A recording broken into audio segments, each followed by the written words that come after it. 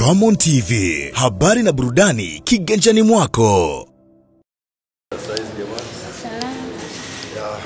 Kweli sisi tunamshukuru Mungu baada ya kumaliza mechi yetu ya mwisho juzi ya finali na tuweza kurejea Dar es Salaam jana na moja kwa moja kuingia kambini kwa ajili ya mechi yetu kesho dhidi ya Singida.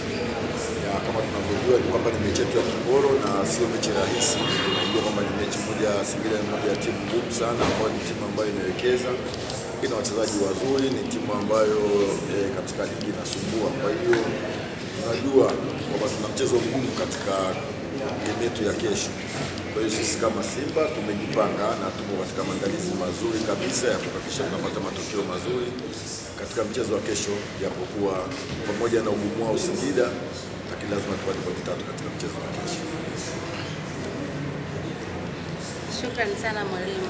Mashabiki watarajie mchezo wa kesho. Kumbuke kule Singida mlifanikiwa kushinda kwa ushindi mdogo wa bao moja. Nafikiri utakuwa mchezo mzuri kama nilivyosema awali, kutokana na uimara wa vikosi vyote viwili.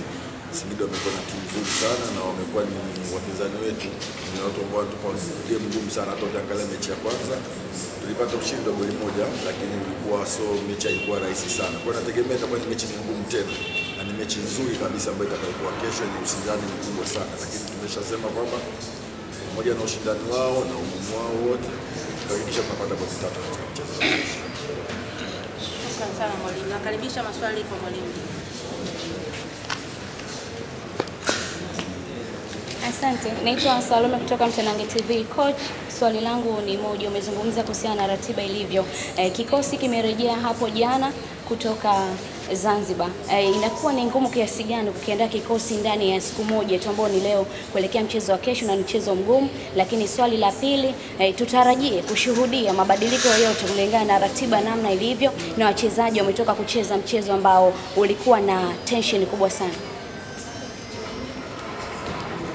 Ni kweli ratiba imekuwa tight, na nafikiri duniani kote hakuna mwalimu ambaye anapenda kufurahia kucheza katika mechi ambayo kila baada ya siku moja mbili unaenda kucheza mechi, hususan kama unatoka kucheza katika mechi ya finali. Lakini tulijua mapema na ratiba tulikuwa nayo, kwa hiyo tunaweza kumanage kujua ni jinsi gani tukacheze na kutokana na mechi ambayo tuliomaliza.